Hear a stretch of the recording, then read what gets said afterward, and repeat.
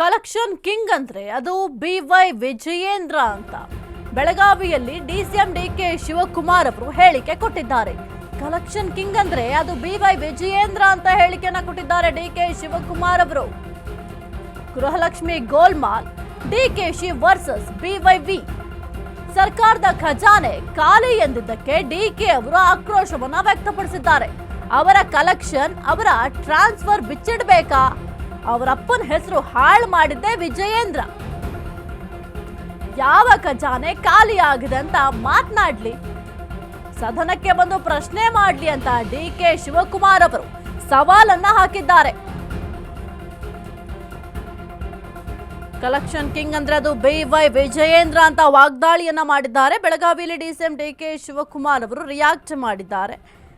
ಇನ್ನು ಸರ್ಕಾರದ ಖಜಾನೆ ಖಾಲಿ ಎಂದಿದ್ದಕ್ಕೆ DK ಶಿವಕುಮಾರ್ ಅವರು ಈ ರೀತಿಯಾಗಿ ಆಕ್ರೋಶವನ್ನ ವ್ಯಕ್ತಪಡಿಸಿದ್ದಾರೆ.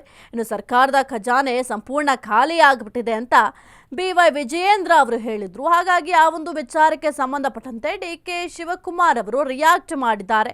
ಅವರ ಕಲೆಕ್ಷನ್ನು ಜೊತೆಗೆ ಅವರ ಟ್ರಾನ್ಸ್ಫರ್ ಬಿಚ್ಚಿಡಬೇಕಾ? ಅವರಪ್ಪನ ಹೆಸರು ಹಾಳು ಮಾಡಿದ್ದು ಬೇರೆ ಯಾರು ಅಲ್ಲ, ವಿಜಯೇಂದ್ರ ಅವರೇ ಹಾಳು ಮಾಡಿದ್ದು. ಯಾವ ಖಜಾನೆ ಖಾಲಿ ಆಗಿದೆ ಅಂತ ಮಾತನಾಡ್ಲಿ, ಸುಮ್ಮನೆ ಎಲ್ಲಂದ್ರಲ್ಲಿ ಹೇಳಿಕೆ ಕೊಡೋದಲ್ಲ. ಬೇಕಾದ್ರೆ ಸದನಕ್ಕೆ ಬರಲಿ, ಸದನಕ್ಕೆ ಬಂದು ಪ್ರಶ್ನೆ ಮಾಡಲಿ.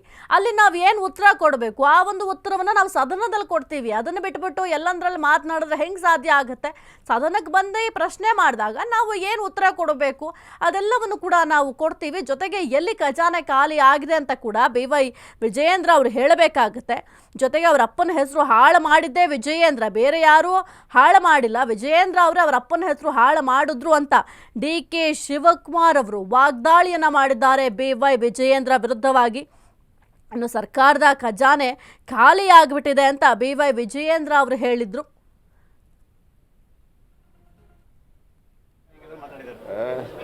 ಹೇಳಬೇಕು ನೋಡಪ್ಪ, ಇನ್ನ ವಿಜಯೇಂದ್ರಂಗೆ ಅನುಭವ ಇಲ್ಲ.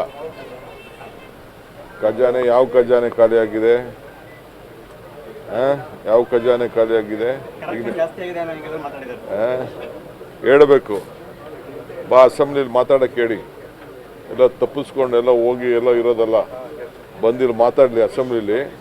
ಅದು ಯಾವ ಖಜಾನೆ, ಯಾವ ಕಲೆಕ್ಷನ್ನು, ಅವ್ರ ಕಲೆಕ್ಷನ್ನು, ಅವ್ರ ಅಕೌಂಟ್ಗಳು, ಅವ್ರ ಟ್ರಾನ್ಸ್ಫರ್ಗಳೆಲ್ಲ ಬಿಸ್ಬೇಕಾ? ಬಂದು ಅಸೆಂಬ್ಲಿಲಿ ಮಾತಾಡಕ್ಕೆ ಹೇಳಿ. ಮಾತಾಡ್ತೀವಿ, ನನಗೂ ಗೊತ್ತಿದೆ ಏನೇನು ಮಾತಾಡಬೇಕು ಅಂತ. ಒಬ್ಬ ಮಾತಾಡ್ಬೇಕಾದ್ರೆ ಭಾಳ ಹಿತಿಮಿತಿಯಿಂದ ಪಕ್ಷದ ಅಧ್ಯಕ್ಷರು ಏನು ಮಾಡ್ಕೊಳ್ಳಿ. ಏನು ಖಜಾನೆಯ, ಯಾರ ಕಲೆಕ್ಷನ್ನು?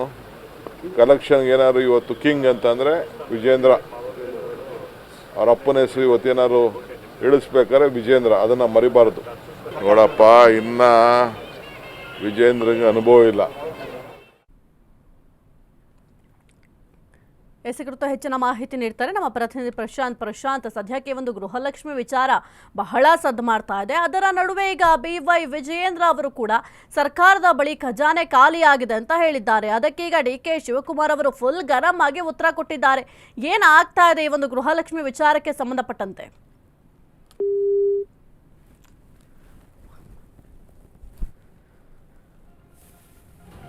ಹೆಸರು ಕಲೆಕ್ಷನ್ ಕಿಂಗ್ ಅಂದರೆ ಅದು BY ವಿಜಯೇಂದ್ರ ಅಂತ ಬೆಳಗಾವಿಯಲ್ಲಿ DCM DK ಶಿವಕುಮಾರ್ ಅವರು ಹೇಳಿಕೆ ಕೊಟ್ಟಿದ್ದಾರೆ.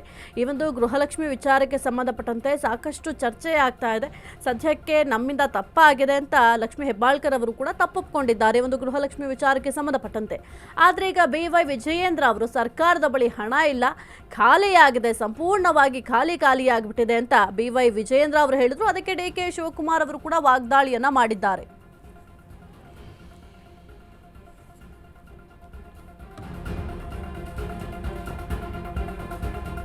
ಗೃಹಲಕ್ಷ್ಮಿ ಯೋಜನೆ ಚುನಾವಣೆ ಲಕ್ಷ್ಮಿ ಆಗಿದೆ.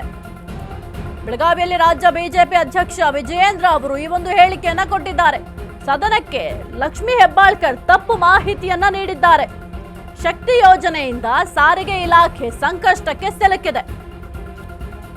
ಗ್ಯಾರಂಟಿ ಕಾರಣ ಸಾರಿಗೆ ಇಲಾಖೆ ಸಿಬ್ಬಂದಿಗೆ ಸಂಬಳ ಇಲ್ಲ. ರಾಜ್ಯ ಕಾಂಗ್ರೆಸ್ ಸರ್ಕಾರದ ಬಂಡವಾಳ ಈಗ ಬಯಲಾಗಿದೆ. ಸಿದ್ದುಗೆ ಎಷ್ಟು ದಿನ CM ಆಗಿರ್ತೇನೆ ಅನ್ನೋ ಗೊಂದಲ ಇದೆ. ಗೃಹಲಕ್ಷ್ಮಿ ಯೋಜನೆ ಚುನಾವಣೆ ಲಕ್ಷ್ಮಿ ಆಗಿದೆ ಅಷ್ಟೇ. ಬೆಳಗಾವಿಯಲ್ಲಿ ಹೇಳಿಕೆಯನ್ನ ಕೊಟ್ಟಿದ್ದಾರೆ ವಿಜಯೇಂದ್ರ ಅವರು. ಹಾಗಾದ್ರೆ ಏನ್ ಮಾತನಾಡಿದ್ದಾರೆ ನೋಡೋಣ. ಗೃಹಲಕ್ಷ್ಮಿ ಅನ್ನುವುದು ಚುನಾವಣಾ ಲಕ್ಷ್ಮಿ ಆಗಿದೆ. ಒಂದು ಜವಾಬ್ದಾರಿತ ಸಚಿವೆ ಸದನಕ್ಕೆ ತಪ್ಪು ಮಾಹಿತಿಯನ್ನು ಕೊಡುವಂಥದ್ದು ಇದು ಖಂಡಿತ ಸರಿಯಲ್ಲ. ಹಾಗಾಗಿ ನಮ್ಮ ಎಲ್ಲ ವಿರೋಧ ಪಕ್ಷದ ಬಿಜೆಪಿ ಜೆಡಿಎಸ್ ಎರಡೂ ಪಕ್ಷಗಳು ಕೂಡ ಇದನ್ನ ನೆನ್ನೆ ಚರ್ಚೆ ಮಾಡಿರುವಂಥದ್ದು. ಅದು ಸದನವನ್ನ ಮಿಸ್ಲೀಡ್ ಮಾಡುವಂಥದ್ದು ಯಾರಿಗೂ ಕೂಡ ಶೋಭೆ ತರುವಂಥದ್ದಲ್ಲ. ಅದನ್ನು ಕೂಡ ಸಚಿವರಾಗಿ ಈ ರೀತಿ ಅಪಹಾಸ್ಯಕ್ಕೆ ಒಳಗಾಗಿರುವಂಥದ್ದು. ಆಗಸ್ಟ್ ವರೆಗೂ ಕೂಡ ಎಲ್ಲ ಕಂತುಗಳನ್ನು ನೀಡಿದ್ದೇವೆ ಅಂತೇಳಿ ತಪ್ಪು ಮಾಹಿತಿ, ಅಷ್ಟು ಆ ಬೇಸಿಕ್ ಇನ್ಫಾರ್ಮೇಶನ್ ಕೂಡ ಮಾನ್ಯ ಸಚಿವರ ಹತ್ರ ಇಲ್ಲ ಅಂತ ಹೇಳಿದ್ರೆ ಖಂಡಿತ ಸರಿಯಲ್ಲ ಇದು. ಇವತ್ತು ಗ್ಯಾರಂಟಿಗಳ ಪರಿಣಾಮವಾಗಿ ಸಾರಿಗೆ ಇಲಾಖೆಯು ಕೂಡ ಇವತ್ತು ಸಂಕಷ್ಟಕ್ಕೆ ಸಿಲುಕಿ ಹಾಕೊಂಡಿರುವಂಥದ್ದು. ಅಲ್ಲೂ ಕೂಡ ಸರಿಯಾದ ರೀತಿ ಸಂಬಳ ಕೊಡೋಕ್ಕೂ ಕೂಡ ಆಗ್ತಾ ಇಲ್ಲ ಅಲ್ಲಿ ಎಂಪ್ಲಾಯೀಸ್ಗಳಿಗೆ. ಇದು ವಾಸ್ತವಿಕ ಸತ್ಯ.